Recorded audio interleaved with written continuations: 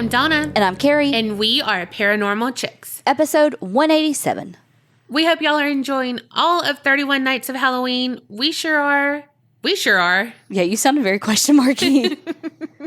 We sure are, I think. I think my favorite things, again, are the kid-friendly episodes. I know. I love them. And Cole and Allie did so good at the beginning. They really did. Allie's fucking laugh at the end. Chef's kiss. Hey, you know what else is chef's kiss? Ooh, what? Patreoners! I love that you just know, but you still go with it. Like, that was clever, and it wasn't.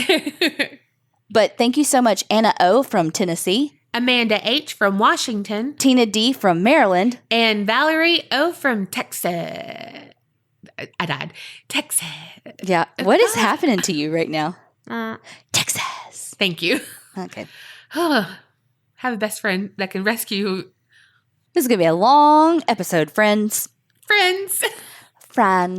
Oh, I do have one thing. So I watched it's a limited series on Netflix called Made. And let me just say, I cried probably every fucking episode. There's lots of triggers in that. It's about domestic violence. Just so much of it was it was so good, but it gave me such anxiety because it would count down. Say she left with like $20 and it would count down, like she put $5 in her tank. So that's $5 off. She had to do this, whatever. And that gave me anxiety because I feel that right now. And, just like all of that. But it was so good because it was such an accurate depiction, I feel like, Yeah. And I don't know. So it's, I think 10 episodes, but it was worth the watch if you can handle something that heavy.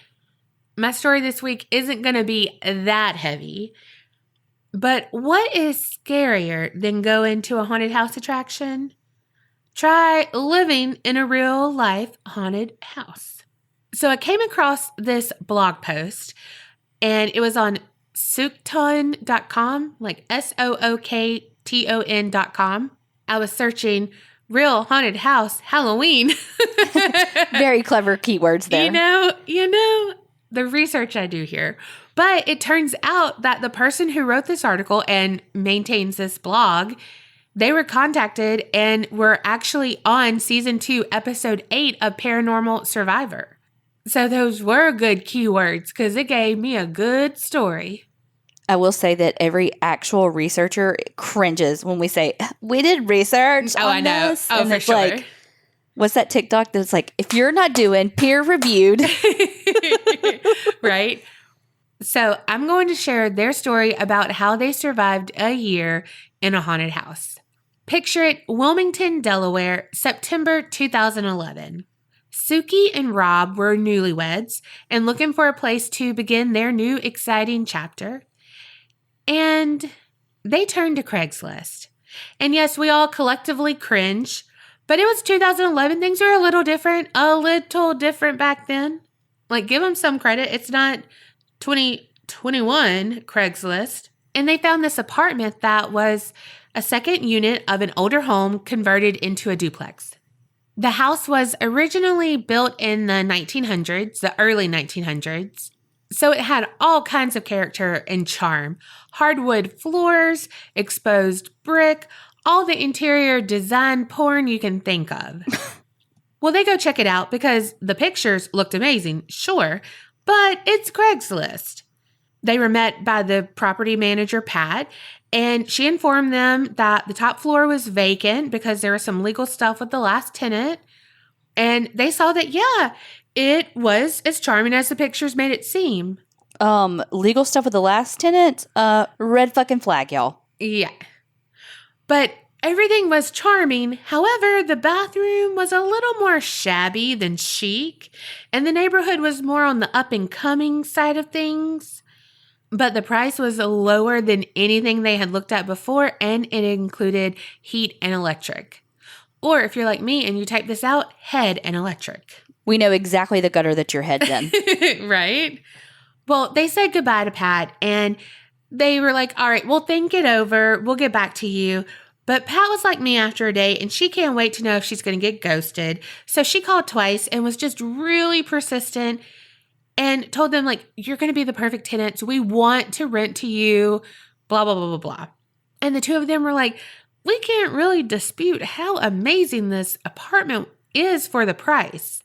And Suki said they had already envisioned themselves drinking some cold beers on the porch that overlooked the Wilmington skyline.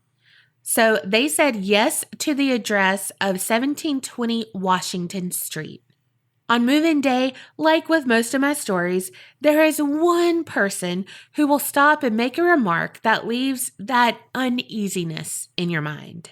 And for Suki and Rob, it was a teenage boy on a bike. He stopped and asked if they were moving in, which they replied yes. And his next words were, "You'll regret it. No one wants to live there." Holy shit. Okay. Right? So it was ominous, but he was a kid. I was just about to say, but he's like a teenager and you're like... Yeah. He's probably being a jerk. You know. You're like, it's probably his ex-girlfriend's house and he's pissed that she moved. Right? Yeah. I mean, grains of salt with that. Well, 2 weeks after they had moved in, still with boxes everywhere, I get that, Suki was doing the dishes.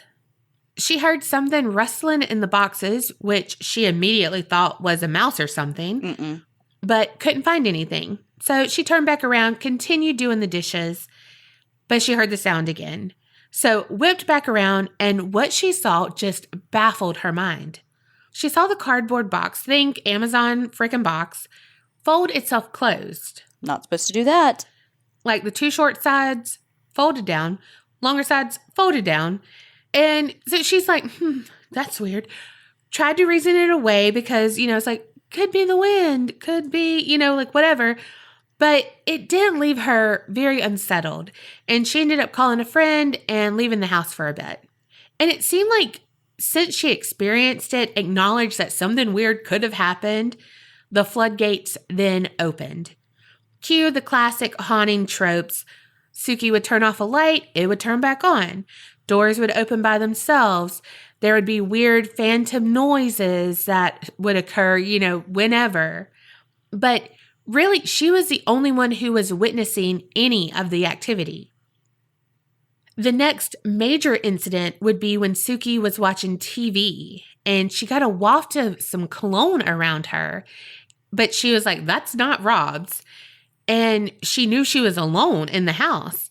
But the scent grew stronger and stronger until it seemed like the person wearing it was right next to her.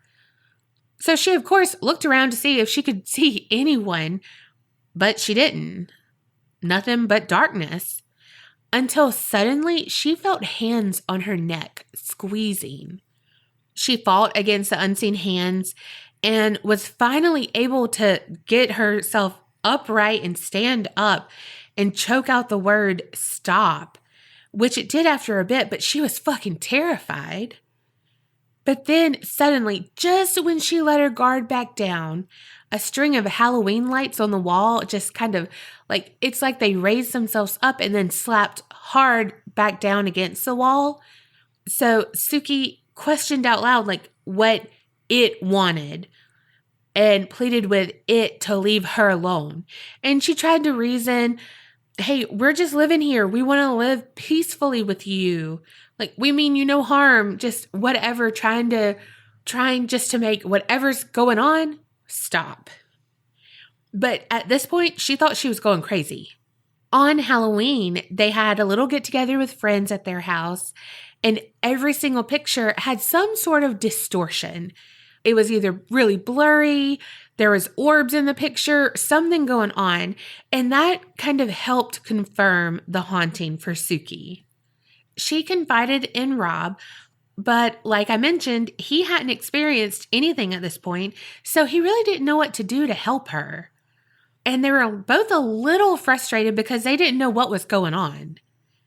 Suki also admitted to Rob that she felt like she was being watched a lot when she was at home. And then she went on to tell him that she had this frightening experience in the shower earlier. She said that she felt that she was being watched again, but she was determined to shower. However, while she was showering, the room temperature just dropped drastically. And all of a sudden, a hand pressed itself against the curtain. Meanwhile, my brain went straight to, this girl is in the shower and the temperature drops and then all her hair grows back on her legs and it hurts to shave. You know what I'm talking about? When you get chill bumps in the shower and it fucking hurts to shave. Well, where Suki's mind went is, oh God, someone is here.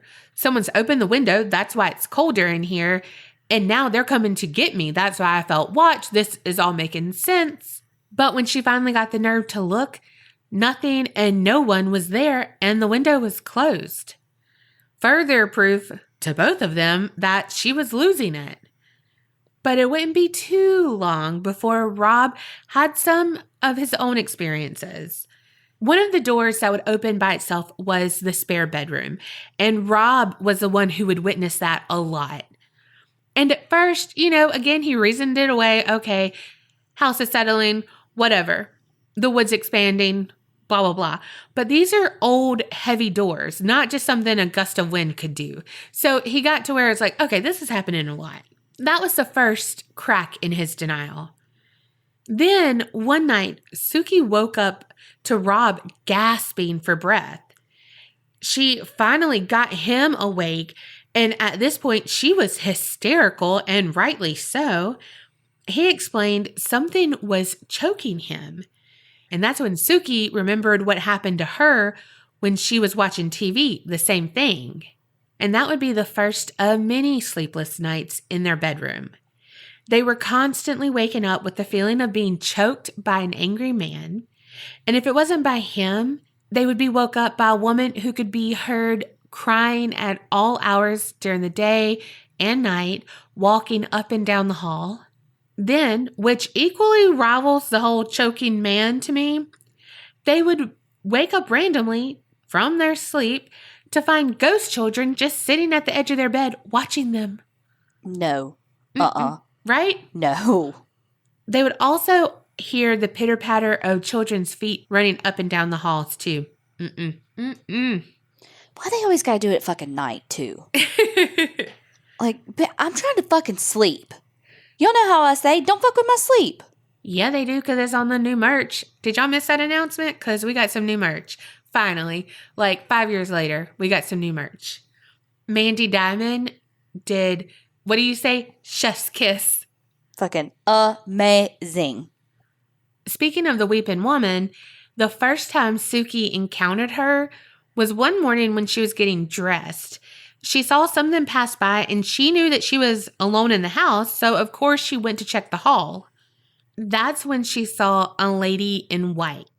She was walking sloth speed, and she really didn't seem to be walking at all, but instead floating on air. And when she reached the end of the hallway, she just disappeared. This was the first time Suki ever witnessed an actual apparition. Fast forward a few weeks later, and Suki would learn the identity of this woman. She and Rob were at their neighbor's place enjoying like happy hour, and they told them the history of this house. Like for a while, their neighbors had denied anything paranormal going on. But this particular hang sesh, the drinks must have been more heavy-handed because they were spilling all the tea. They even admitted to getting some weird feelings and really not knowing like what to do with them, where they came from. They were just like, yeah, something's off. But the big news was that it turns out that Anne-Marie Fahey lived in the apartment next door to them. It's the same house, just divided by a wall. What's bonkers about this is that she was murdered, and it's like a well-known death in Wilmington. Word on the street was that she was having an affair with the Deputy General of Delaware, Thomas Capano, I think, ? Anne-Marie was last seen on a date with him in Philadelphia. No one would ever see her alive or dead again. She just seemed to vanish. But later, Thomas confessed to her murder and admitted that he dumped her body in the Atlantic Ocean, and his brother was his accomplice. And he was sentenced to life in prison for that. Well, when Suki looked up the picture of Anne-Marie, She was like, oh my God, this is the woman in white that I saw. Anne-Marie would become a frequent visitor, and every time she would announce her presence by dimming the lights, and sadness would just fill the room. Once, Suki was watching TV, and it was about like babies and weddings and stuff like that, and she just started to sob uncontrollably. And she said it was as if she could feel Anne-Marie's pain of never getting the chance to experience any of that.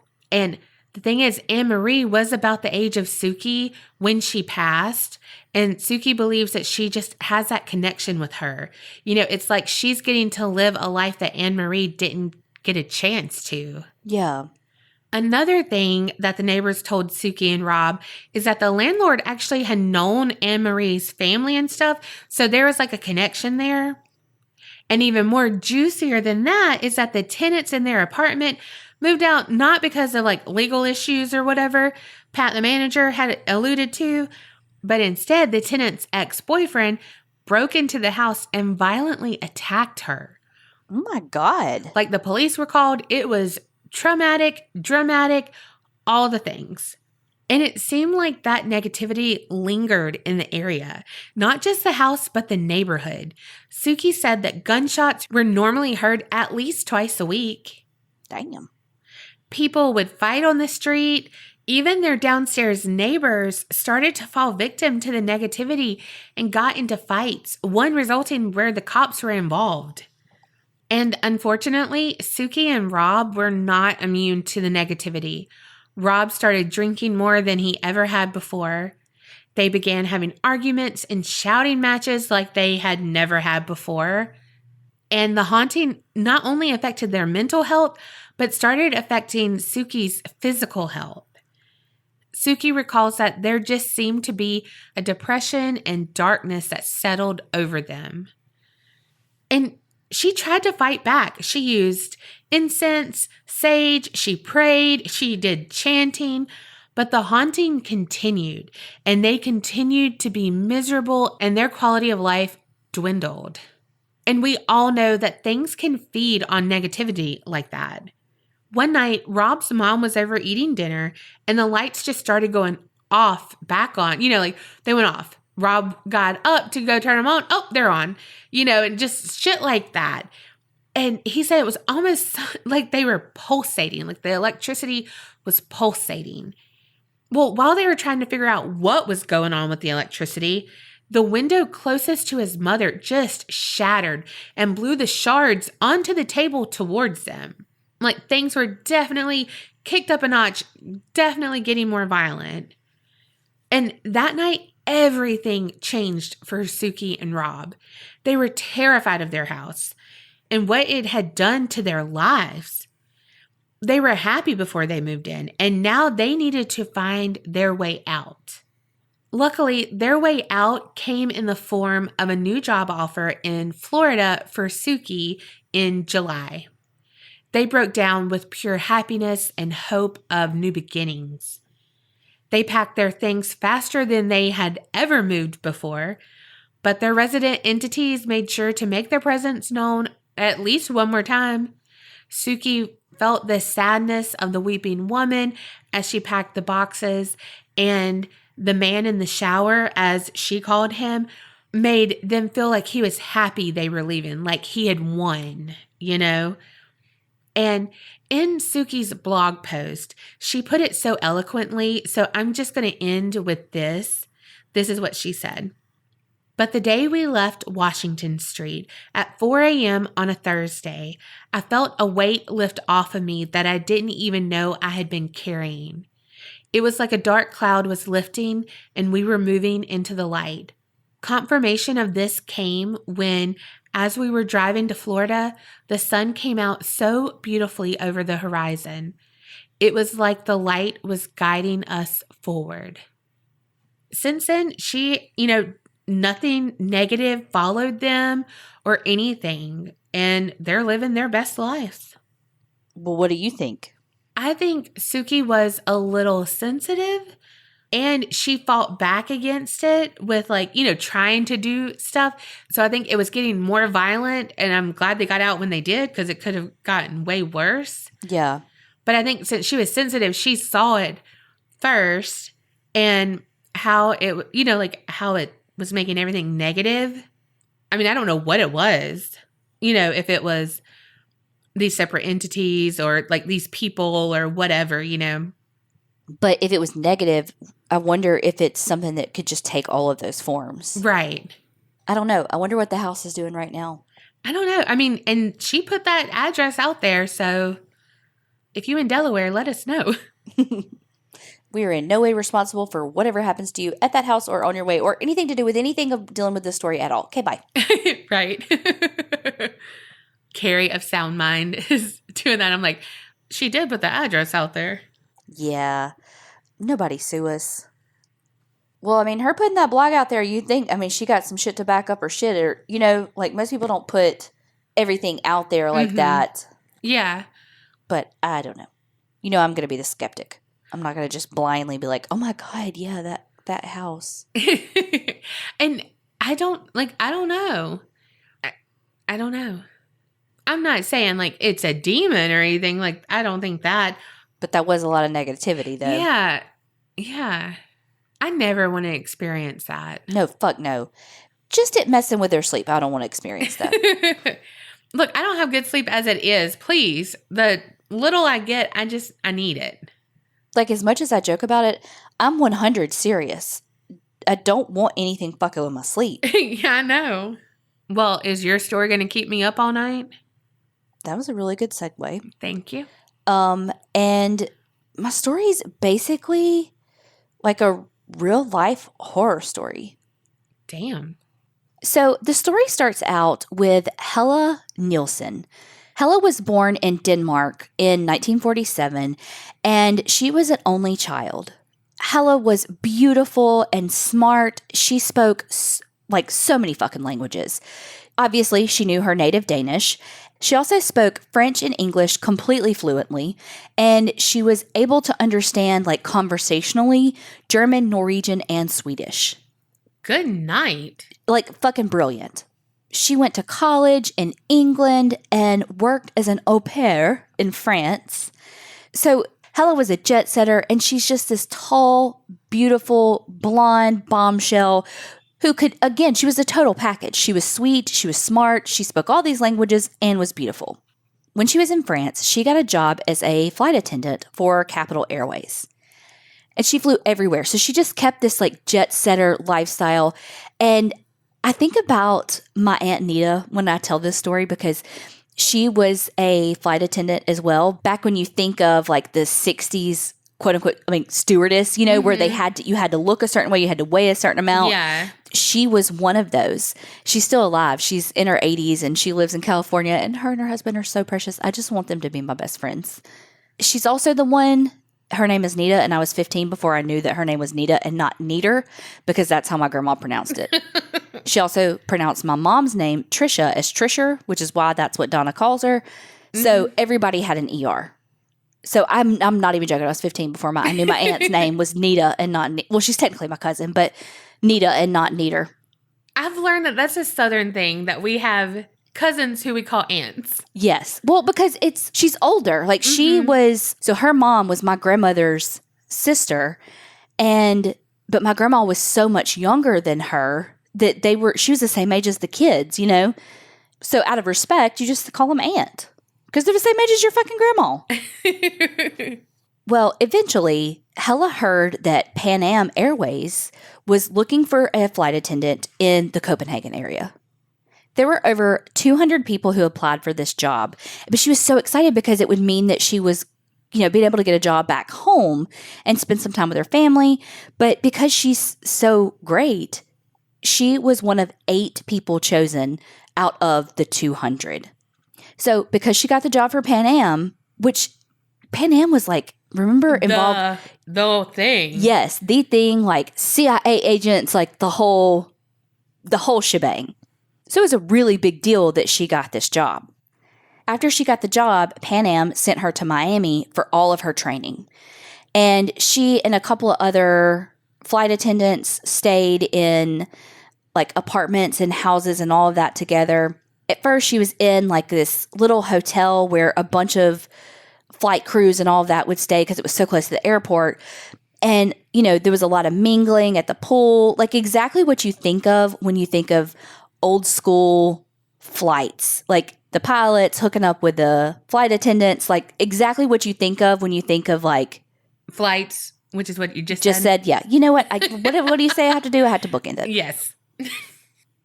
Now, Helle was a little quieter about her shenanigans. She wouldn't tell you like everything that she's doing. She's very private. So even though she had really good friends, she didn't tell them much, unlike Donna. Well, on May 24th, 1969, Helle is at the hotel and she meets a pilot by the name of Richard Crafts. And he's about 10 years her senior. He's 31. Now, Richard Crafts is a pilot who only dates flight attendants. Ew.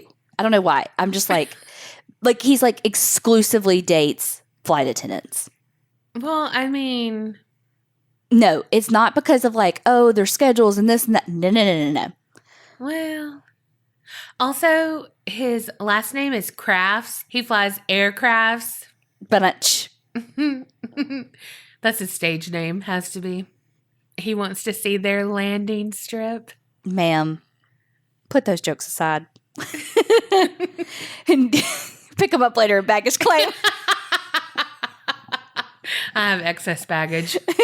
That's the fucking truth. You're definitely paying extra for that weight. Okay.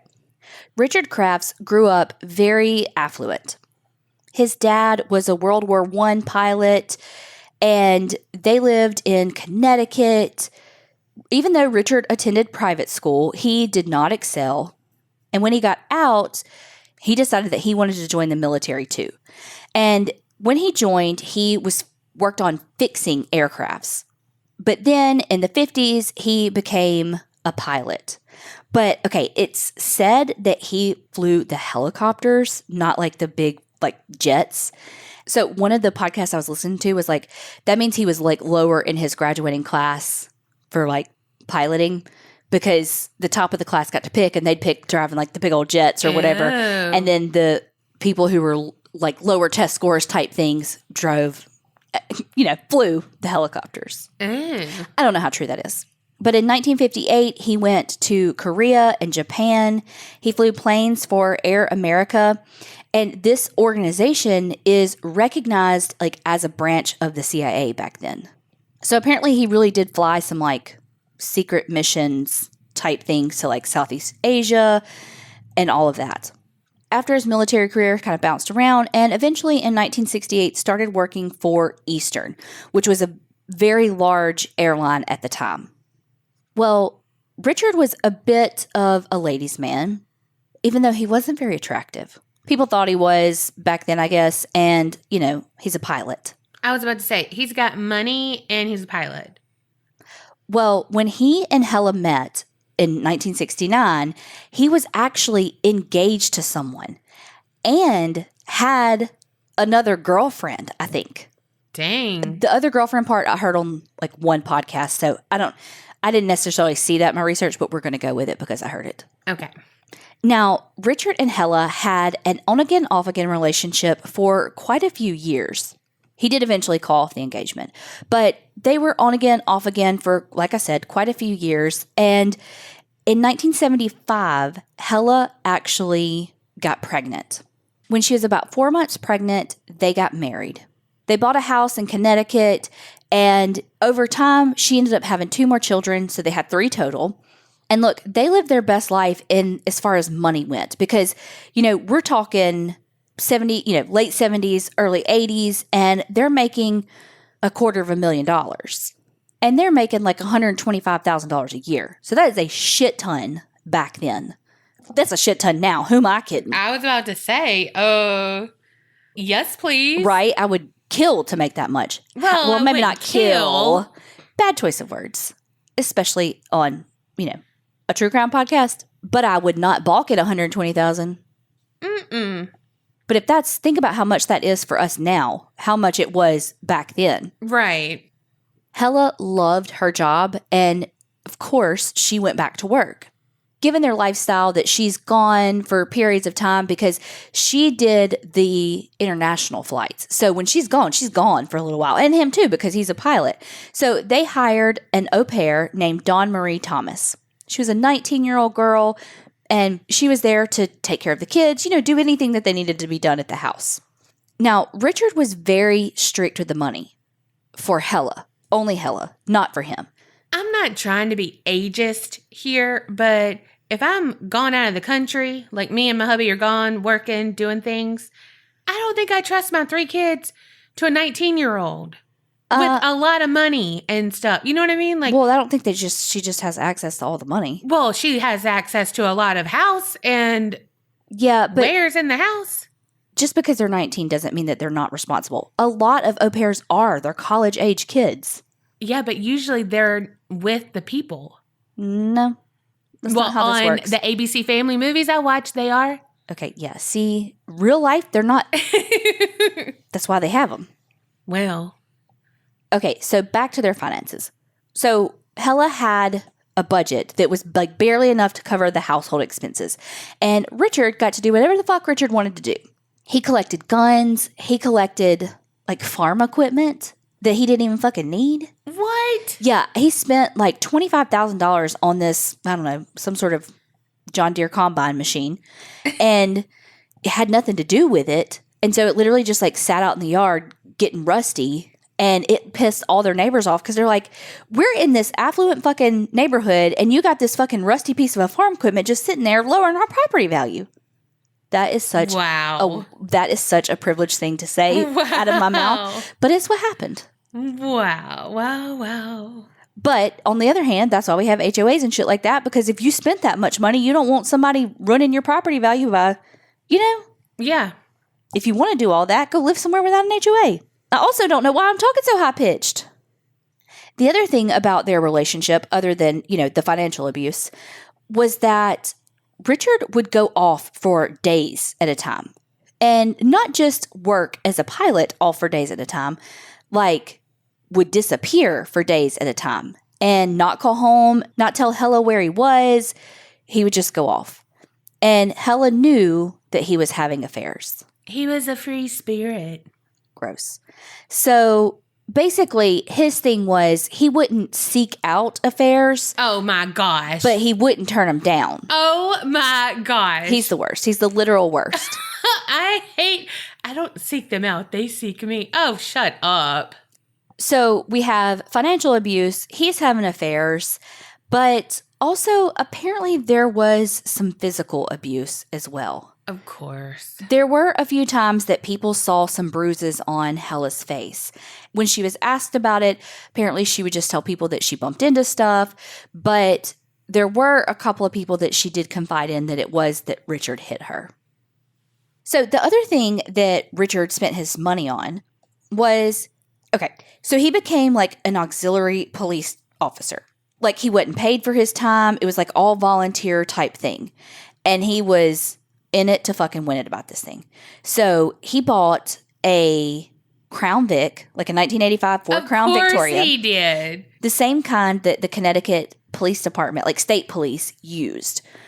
So bought this new car and decked it right the fuck out with all the sirens and antenna and all the things to be like a legit car. And he would like go to calls he wasn't trained and like sanctioned to go to. Of course he would. He really thrived on that power. Uh-huh. Yeah, he was like, oh, you don't have to pay me. That's why he loved being a pilot. He got the pussy from being a pilot, and now here's another uniform that he can get. Has more power. Uh-huh. Because he was eventually hired by a town like nearby, and he only made like $7 an hour then as a police officer. I'm not saying like only, I'm saying compared to what he was making as a pilot, but he way preferred this job because, again, of the power it gave him. There was at one point that Richard was diagnosed with colon cancer. An article I read said that he was given like a 2% chance to live with it, and he beat it. Like, I was about to say, this motherfucker beat colon cancer. Yeah, he did. Like, completely in remission. Well, Helle stayed with him through that, helped take care of him. And after that, I think is when the stuff with like being the police officer and all that really started. He just kind of changed even more for the worst, even though he was already the worst. Then he became the worstest. Okay, so Richard wanted a divorce because, you know, he'd been through all the things and he's like in this midlife crisis thinking he's a police officer and all this shit. He's already having all these affairs. He's already being, again, the worst. Well, he wants a divorce, but he's like, I'm not fucking paying her alimony and I'm not paying child support. Oh my gosh. So he basically wanted, one of the articles I read was talking about how he wanted to make it so like bad for her so that she would leave. Uh-huh. And apparently he lied about having colon cancer again because he wanted her to be like, well, I'm not taking care of him again. I'm out. She's not a terrible person like you are, Richard. Well, you dick. Yes, but also sometimes people can't do that. And so sometimes it's okay for you to not. But I'm saying in this instant. Right. Yeah, thanks. So she, of course, didn't go anywhere. And he was like, oh, okay, well, that's over. So he continued to go away for days on end and have affairs and all this stuff. And she knew. Who is he, a tomcat? One day, Helle was going through the phone records because she wanted to make sure that Dawn, the au pair, wasn't making long-distance phone calls that she wasn't allowed to make. Richard saw her and, like, jerked the bill from her hand and was like, bah, bah, bah, bah, you know, whatever he said. Mm-hmm. That's how I imagine he sounds. Freaked out because she's, like, looking at the phone bill. And so she's like, oh, okay, he's having an affair again. Cool. So she finally decides, like, I'm done. Right? I mean, way to throw her off your scent. That's the equivalent of like snatching your cell phone out of somebody's hand today. Yeah. And like laying it face down. Mm-hmm. Well, she decides that it's time. He's abusive, physically, financially, cheats on her, all the things. And so she decides to hire a divorce attorney. The divorce attorney recommends that she hires a private detective to get more information to prove that he's having an affair so that she's more likely to get custody of the kids. So she does, and she provides him with a couple of months worth of phone records, and she says, like, look, there's this call going to Jersey. You know, I don't know who that is. He's, you know, making the calls pretty often. This is probably his mistress. So the PI does what PIs do, and he figures out the address for that phone number and goes and gets all the pictures of Richard having an affair. She's, of course, distraught, but she knows that this is what she has to do because it's time. But she does tell her attorney, if something happens to me, don't assume it was an accident. Whoa. Right. Well, she was kind of dreading telling Richard because she knew that he was going to lose his shit. But when she told him that she wanted a divorce, you know what he did? What? Patted her on the head and said, whatever you want, dear. Oh, no. Like, that is worse than, like, yelling to me. Oh, my God. Like, what a condescending dick. Yes. After that, Helle went to work on an international flight. And when she came back, it was, so this is all happening like around November 18th of 1986. So when she's coming back, there was a really big winter storm that was coming through Connecticut. It was pretty unusual for it to be, like it was coming with like 5 feet of snow this early. So she gets home that night, and the next morning, the power goes out at the Crafts' house. Richard tells Dawn, the au pair, hey, take the kids over to my sister's house. She has power. You know, I'll meet you there later kind of thing. And the au pair's like, why? Like, they have a fireplace. They have a generator. Like, why? Okay. But he's like, no, fucking go. Yeah. And she's like, okay, well, where's Helle? And he says, she's already at my sister's. Okay. So, I mean, this is like 6 a.m. too. So she gets the kids. They go over to his sister's house. Richard meets them there. And Dawn's like, Helle's not here. And he's like, oh, maybe she had to work or whatever. He said some excuse. And he makes the kids some breakfast and then leaves. So Dawn has the kids at the sister's house and is just waiting. And it's not until Richard comes back at about 7 p.m. that night to get them. There's still no Helle. So Dawn's like, where's Helle? And he says, well, I don't know. And then in the coming days, still no Helle. She didn't go to work. You know, she worked so hard to get this job at Pan Am. She had an exemplary, professional history, never missed work. There was no reason for her to, she didn't call in or anything like that. She just didn't fucking show. So, do you know how long this was after she said she wanted a divorce? I don't know. I don't know exactly the timeline on that. Okay. Just wondering because, she still lived there. Yeah, she did. She did. You know what I mean? So, but yes, she did. And I think it was a couple of weeks, I think. Yeah.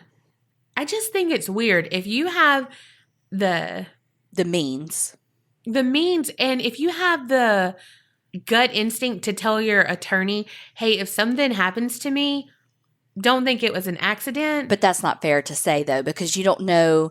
Sorry, that's not where I thought you were going with that. I thought you were going with Richard to move out because they had the means to afford a hotel or whatever. He did. She didn't because he kept all the money under lock and key. She didn't have the means to do that. She didn't have the means to leave. Well, but I mean, she wanted the divorce and he was like, whatever you want. Okay, well then move out. Yeah, but he was just being a condescending dick. He's not going to actually do anything she wants. I'm just saying. I don't know. That's so weird. But and do what? What was she supposed to do? No, I know. She had no money. He had it all. He's not going to fucking leave. I could see him being like, this is my house. This is my da-da-da. He's not going to give her anything that she wants. He just was being a condescending dick. Yeah. So, of course, her coworkers call and they're like, where the fuck is she? And he says that she had to go to Denmark to take care of her sick mother. Her mother had just turned 80, and he said that that's where she had gone. Well, around this time, Dawn also notices that there was a stain on the carpet in the master bedroom. But eventually, Richard cut out that stain and had it replaced. And Dawn's like, what happened to the carpet? And he tells her that he spilled some kerosene on it. So the attorney and the private eye are like, this is fucking weird. Some shit's going down. Yeah. Take it to the police. And the police are like, nah, I think it's normal. She spoke all those languages. She was so well traveled. She worked for an airline, free flights, all the things. She's probably just gone. No. She'll show up when she wants to. Oh my gosh. But keep in mind, this is the police department that he did free labor for. Exactly. And from what I understood, because there is a forensic files on this, and I just watched the first half of it. I didn't even have time to finish the whole thing. But it looked like the private investigator was the one who was doing interviews with some of her friends and the au pair and all of that and taping it to get this information in a timely manner because the police was having nothing to do with it. Wow. So eventually they did take it to the state police and they did something. They interviewed Richard Crafts and he was all, I don't know what you're talking about. Again, his story changed a couple of times, but eventually it kind of landed on, she just left us. But they had him do a polygraph and he, of course, passed it with flying colors. But you're also dealing with ex-military and a pilot who knows how to be calm in serious situations. Yeah. He was upfront about his affair. And that's kind of when he had the whole, oh, I didn't seek out affairs, but if they came to me, blah, blah, blah, blah, blah. He's a douche canoe. So Keith Mayo, he deserves his name, said he is the private eye that Helle had hired. So because he was so fuck this shit, I know he did something to her, he actually figured out where the Crafts' trash was taken so that he could see if he could find that piece of carpet that was thrown away or whatever. Cut out and thrown away. Yes. So he hired some people. He found out what dump it went to, hired some people, lots of gagging, all the things. They fucking found the rug. In a fucking dump, they found this rug. So he took it to the state police. So guess who at the time was like head of the forensics thing in Connecticut then? Who? Henry Lee.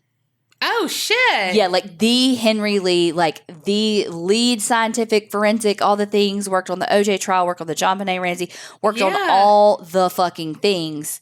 The, like, god of forensics, Henry Lee.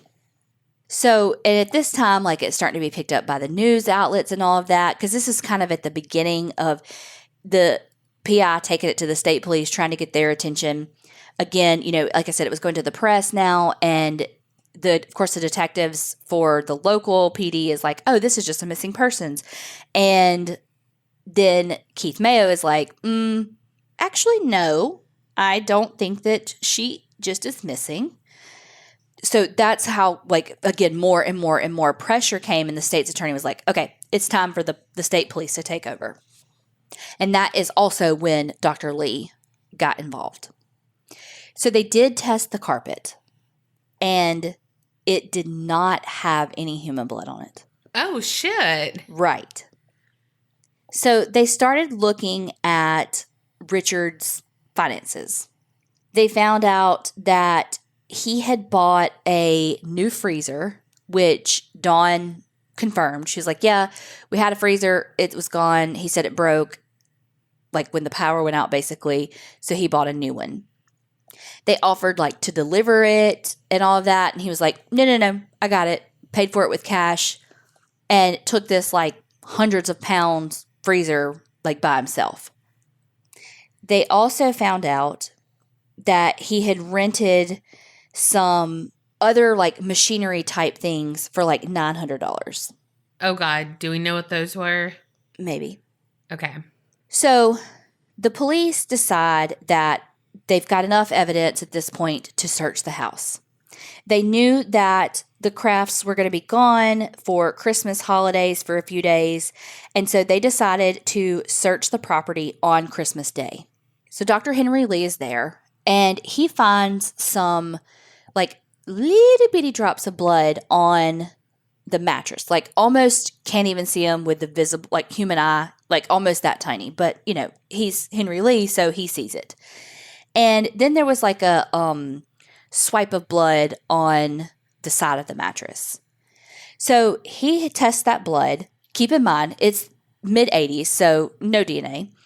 But they test the blood, and, okay, yep, it's human. Okay, yep, it's, I think she was O negative. It's her blood based on the type. And they were also able to tell that it was venous blood and not menstrual blood. So you had to have some sort of puncture, some sort of wound, some sort of something that caused that blood. He was also able to tell through his forensic geniusness that it was like the blood was at about a 10-degree angle. So he knew that however it happened, they had to be like leaning over the side of the bed, because they said that she was like putting sheets on the bed basically when he attacked her. So she was kind of like crouched down, putting sheets on the bed, is their theory. But this house, when they went in, was like, I mean, didn't give Pazuzu a run for his money, but kind of did. They said it was disgusting. There were dishes everywhere. There was like mattresses just on the floor in the living room. What? Yeah, and just things everywhere. Like some carpets were taken out and thrown away. They did find the freezer, but there was nothing in it. They did find tons of weapons, which we knew that was one of his pastimes that he spent a lot of money on. Tons and tons and tons of weapons. So they had to tag them and take them all because, you know, if she was murdered with one of those, they needed to be able to compare and all the things. They eventually seized 108 pieces of evidence from that house. And some of that evidence was they found some towels that had been washed. And they were like, So they took the towels to test them. And because when they did like their quick little test, it lit up like there had been some blood there. So they were able to say like, okay, this was her blood. These towels had been bleached. Like there was a cleanup type thing. So then they figured out, so after they did the search of the house, they continued to go, okay, what do these pieces mean? This doesn't tell us anything really. We are pretty sure she was hurt here, but where is she? So then they finally figure out that that $900 charge at the rental place was for a wood chipper. No words. And he didn't just rent any wood chipper. He rented like the biggest, baddest wood chipper that could chop up like 12 inches worth of trees. Oh. So they're like, no, surely not. Then they found a guy, Joseph Hine is his name, and he was a utility worker that did the plowing of the snow. He came forward and he said, "Ooh, by the by, about 3 o'clock in the morning, I saw this guy with a wood chipper and a U-Haul on the side of the road, and he was at like this river, the Housatonic River. I'm pretty sure is how you pronounce it, but probably not." So he said the guy was, wood chipping, thought it was weird, like enough that he was like watching him in his rearview mirror. Like it was like, he was like, this is weird, right? But the guy was like, no, drive on. You're good. So the police were like, where'd you see that? And so he took them to the exact spot. So the detectives go to that spot and literally on hands and knees are starting to look through this area. They find some plastic and they also find a piece of an envelope. And that envelope is addressed to Miss Helle Crafts, 5 Newfield Lane in Connecticut. It's literally an envelope with her name and address. Whoa. So they set up a perimeter and they fucking get after it. They start digging and they find a bunch of strands of blonde hair. They find bone fragments. Oh, God. They find fabrics. Again, more plastic stuff. They did find some wood chips. But okay. But a bunch of it, they weren't really sure what it was. Mutilated flesh? Yeah. So insert Dr. Henry Lee. So the water was so cold in the river that the divers couldn't stay very long. They've done their perimeter. They've searched all that stuff. They've gotten some, they need to find more. Yeah. So they even had to get permission to like close off the dam and block some of the water flow to the area so they could lower the level of the river so that they could search faster. Wow. Because it was so cold. And in the water, they find a chainsaw. And the serial number had been filed off of the chainsaw. So they keep searching. In addition to the chainsaw, they find a toe, a finger, and a tooth. So all in all, they ended up finding over 2,600 strands of blonde hair. Oh my gosh. 69 slivers of bone, 5 droplets of blood, 2 teeth, part of a skull, 3 ounces worth of tissue, some part of a finger, a fingernail, and part of a toenail. Fuck. I know, I'm sorry, that's gruesome. So what they did, again, in Henry Lee fucking fashion, because the rental place still had that exact wood chipper that he had rented. So they go get it, take it to the forensic lab. And they were able to look in there too to find more forensic evidence. But the other thing that they do is they take a pig to put it through there to see like the striations and stuff that it would make to see if it matched. Oh, poor Wilbur. I couldn't do that. No. I could not do that. But it did match. Oh. They were also able to match the fingernail polish on that fingernail to the fingernail polish that was on her dresser. They were able to actually this whole case had some really groundbreaking forensics. Being able to look at like a bunch of different bones and like I forget what it was called, but it was like differential something with like all the different bones. And then they knew that like her tooth, that was Helle's tooth because it had some of the jawbone still attached. And they knew that like, okay, let's just say she lost her tooth, trying to say, okay, if they're creating reasonable doubt. Well, if she just lost her tooth, that part of the jawbone would never still be attached. Right. So there was some forensic odontology, I guess is what you'd call it, that really came into play with this too. Yeah. Well, and if she just, lost her tooth, it wouldn't have been where a guy saw a wood chipper and strands of her hair and all of that. And a A toe. And a chainsaw at the bottom. Yeah. So what they did with the chainsaw, because he had filed off the serial number. And so what they were able to do was to put some... Putty? No. Some like... I'm going to call it acid because that's what I can't think of another... Well, I don't know what it actually was. But basically like an acid that kind of ate away at the top few layers of the scrub, like of the file.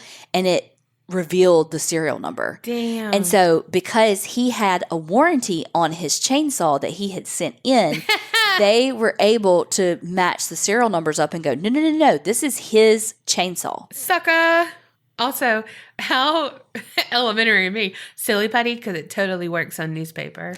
Okay, but no. But that's what I'm like, silly putty. But you could, if you were trying to get like an imprint, you could use something like that. But there was nothing to imprint because he filed it off, ma'am. Oh, God. It was groundbreaking. Silly putty? So basically what they figured out was that Helle came home from work, stopped, checked the mail, put it in her pocket, and went upstairs and was like making the bed or whatever. And that's when Richard attacked her. He then put her in the freezer, sent the kids away with the au pair, and then because she was frozen, that's why there wasn't a lot of blood with like the chainsaw and the wood chipper. Damn. So, which is why he needed a new freezer as well. Yeah. Do you think he tripped the power, or was that really? No, it was really out. I know at first, when I first heard the story, I was like, oh my God, he cut the power. But no, it really happened that way. He would have found some reason to get them out of the house. Yeah. But yes, it really did. And, he said that he rented the wood chipper because they had trees and stuff down because it really was like an unprecedented storm. It was really bad, but he was like, oh, we had trees down. That's why I rented the wood chipper, and they didn't have any limbs or anything down from it. So he kind of had an excuse for everything, but it was all easily disproven. Yeah. So long story short, they arrested him and he went to trial. Well, in his trial, there was one holdout on the jury. And so what? Yeah. And so the judge was like, no, you have to go back, make this work. Yes. And he was like, this juror basically refused and was like, I cannot do this. I cannot convict him. Like, we got to be a hung jury. Why? He literally cut his wife up and put her through a wood chipper. I know. Like, what in the horror movie is going on with that? So this juror was, again, like I said, the holdout, and it was a hung jury. And the prosecutor was so fucking pissed that he was saying, like, in the media after it was like, this guy's a coward, yada, yada, yada. So that guy ended up suing the prosecutor for slander and, like, getting a shit ton of money. I mean, he's not wrong. You can't go badmouth him. It's his right as a juror. But my gosh. Yeah, how much more evidence do you need, dude? But it did go back to trial just very shortly later. In the second trial, 3 years after Helle's murder, it only took the jury 8 hours to reach a unanimous verdict. As it should. With that. Yeah. And I'm one to usually be like, well, no. I am sorry.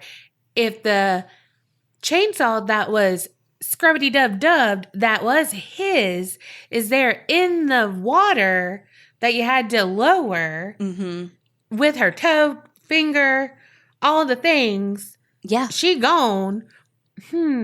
Like, nuh-uh. And he ain't got no alibi? No. So in January of 1990, he was sentenced to 50 years in prison. But he's out now. Oh, my gosh. Like, this year, got out. How old is he? He's 82 years old. And he was released early. So basically what it said was when he was sentenced, there was a law called statutory good time. So basically... Well, that sounds like a porno. I am sorry. It sounds like some stepdad-daughter porn. That's disgusting. Okay. I'm sorry, but it does. So basically, what this meant was that huge amounts of time could be knocked off of a prisoner's time to be served for good behavior, working jobs, all the things. Now, that law has been changed, but they had to follow the laws that were in place when he was sentenced. He got time for the 3 years that he was in prison before, while he was awaiting trial, because he couldn't afford his bond, bail, whatever the thing was. But here's the thing. He actually had 2 disciplinary infractions for contraband in 87 and in 98. But we don't know what it was for. We just know that he did have those 2 infractions. And one of the times his punishment was 15 days in his cell. But we do know it wasn't like drugs or anything like that. It was considered a, quote, like medium offense. So with the contraband, it could have been too many books. It could have been, I don't know what it was. But he did have 2 infractions. Yeah. And he still got all of this time off of his sentence. Well, it's like, well, but he had those infractions, He was transitioned to a halfway house for veterans. And basically, like everything I saw at this point, he should be out of that halfway house because his transition would be complete. But I never found anything else saying where he was or if he was still in that halfway house or not. But basically, right now, he's 82 years old and he is out in a halfway house. 82 is damn sprightly. He can still do a lot of damage at 82. That motherfucker survived 2% chance of colon cancer and lived at 82 fucking years old. However, the fiscally kind of sort of responsible side of me is like, well, let him go and then they won't have to pay for all of his medical bills and his burial. The state won't have to pay for it. Yeah, but what if he does something bad? What's he gonna do at 82? I'm not saying he needs to be out. He still needs to be in jail. Like he should be there for life. He brutally murdered and dismembered his wife, the mother of his children's body. And then they were left with neither parent. He is scum of all scum. He should never, ever, ever, ever be let out of prison. But if you're gonna let him out at 82. Let him fucking deal with their own medical bills. Actually, that's not true because then he probably has no insurance and then it's going to go back on the thing. It's a whole big process, so we're still going to end up paying for it. But seriously, is that not some horror movie shit using a goddamn wood chipper? A wood chipper. And I kind of glazed over that because, you don't need me to paint a picture. No. Like that makes my skin crawl a little. And that he was so nonchalant about it. Oh, he is a fucking sociopath. Yeah. So nonchalant about it. So I'm going to make the kids breakfast after this. Yes. Which I don't think he had done the wood chipper thing yet. But then again, maybe he had because, I don't know. I'm kind of confused about the timeline because if the guy saw him at 3 o'clock in the morning, when did he do it? But she would have had to have had enough time to freeze. Yeah, I don't know. I don't know either. I'm not a killer. I don't understand these things, and I'm definitely not scientific enough. Well, they did say that, the detectives, there had just been this big news story that broke because somebody had done that to a neighbor's pet, and they were like, did he watch that and get the idea from that? How, they were like, surely not. So. Yeah, they're like, surely not. Surely this is not what this is exactly what happened. How do you jump to that? I feel like now in 2021, we're more like, yeah, he used the wood chipper. Yeah. But in 1987, you're not like, he probably used the wood chipper. You know what I mean? I don't know. I just feel like we've gotten more and more gruesome, even with movies, and that would be something you would see in a movie now. Whereas in 1987, that is not something you'd see in a movie. Right. You still got Freddy Krueger coming through the waterbed. Still terrifying. Saul had not come around yet. Oh. I wonder if he took the police job to learn more about what he could and couldn't get away with, and no, I think that was a power thing. I think it was just pure coincidence. But they do think that she was hit in the head with his police flashlight. Oh, can't stand him. Oh, he's the fucking worst. His kids did go live with his sister, and they did get his pension from the airlines. And I guess his sister, on behalf of the kids, sued him for over $1 million. But I don't think that, or I don't know if they got any money from that. And the girl that they got the pictures with him having the affair with, I mean, she was literally Helle 2.0. It was. Oh, really? Yeah, she was a flight attendant, tall, blonde hair, the same as, can you imagine being like, oh my God, like. I know. Can you imagine being the woman that he was engaged to when he started dating Helle, and you're like, what the fuck? Right. I mean, not to mention, like you're saying, the mistress, but the potential bride before. Damn. He just was such a piece of shit. Like, he was like, said basically Helle like trapped him into the marriage by getting pregnant and, you know, just some bullshit like that. Like, he just, one podcast I listened to said that she had actually gotten pregnant one time before the first child and that he forced her to have an abortion. And I mean, I don't know how true that is. I just heard on one podcast, I didn't find that in anything. And it's like, you know, he's just icky. He's just fucking, he's a disgusting human being. Yeah. And I feel so sorry for his kids, which are, I mean, they're grown, but that doesn't change anything. No.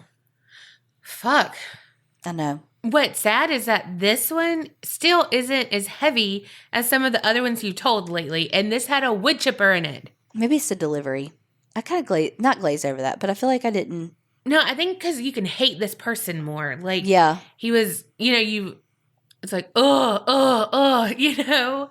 Well, But the other ones, I don't know, maybe you focus more on him. And so not that you didn't focus on Helle, but. Yeah, no, I see what you're saying. Like the abuse and the affairs and all of that leading up to it. Yeah. And so it's just like. You were able to create this hatred for him. Yeah. And so. Like, whereas the couple, it's like this random, seemingly random. Well, and it's someone that they've helped and that they would have. And it could have all been, I mean, this could have all been avoided if he would have just divorced her like she wanted, you know. But, God, Donna, he could not pay alimony. Yeah, he didn't want to pay. God. Oh. But yeah, so it's just a little, I mean, this is still heavy. And I think, too, that this one does highlight, though, because we've even already touched on it, that, you know, that domestic violence does not know age, affluency, is that a word? But, you know, like it can literally happen with anyone. Yeah. Demographic be damn. Yeah. However, I think that this case does do a good job at highlighting the fact that she was affluent, but there wasn't really anywhere for her to go. It was definitely like a swept under the rug thing. And, you know, because like we were saying, like how was she going to leave? She barely had enough money to run the household, much less what was she going to go get a hotel? What was she going to do? Yeah, I hope I didn't come off as victim blaming. I just try to put myself in that situation. This is why I can't have kids, because I can only think about myself and Marley, and she's just going anywhere. But I don't know. Because from that maid show that I was talking about, she left in the middle of the night and he got her for basically like kidnapping. You know what I mean? And so, hell, I didn't think about that. I don't think how can you? It wasn't kidnapping. I was going to say, I don't think you can get kidnapping your own child. It wasn't that, but it was that she left with his child in the middle of the night and didn't tell him where they were, all the things. Like, and so he took her to court. And because she didn't have a job and all of that, like, it wasn't in her favor. So, you know what I mean? So it's just so hard when kids are involved because obviously you put them first. Well, we are creeping into I don't know. I feel like we're getting so close to the end of 31. I thought you were going to say creeping it real. No. I feel like we're creeping towards the end of the 31 Nights of Halloween. I feel like it's coming so fast this year. It really is. It really is. Though it was like October 30th. I'm like, oh my God, it's already 31st. Yes. Like, wait, what day is today? Yeah, I guess technically when this comes out, it's only the 18th. We're like literally halfway through, but I'm like, it's like one day left. I know. I still haven't put up my Halloween tree. Y'all, this is so lazy of me. So, I mean, surprise. But I put it up, but I was like, I didn't get the pre-lit one. And so now I have to do Yeah, I just wouldn't do it at this point. I just leave the tree there. Yeah, I have to do the lights. And then I was like, man, like I'm already thinking about having to undo the lights and undo everything. And I'm like, Yeah, I wouldn't do the tree. You got everything else up. Just leave it. But then I want it. I don't know. Yeah, and then you're just going to have to make it a Christmas tree because I know you ain't taking that shit down before Christmas. I am. Yeah, right. Yes. Okay. Oh, now I'm putting it up because now I have to prove it wrong. See, and that's how you manipulate Donna. Oh, good. Thank y'all so much for listening. Don't forget to check out all the 31 Nights of Halloween bonus content here and on Patreon. And remember, creep it real and don't get scared.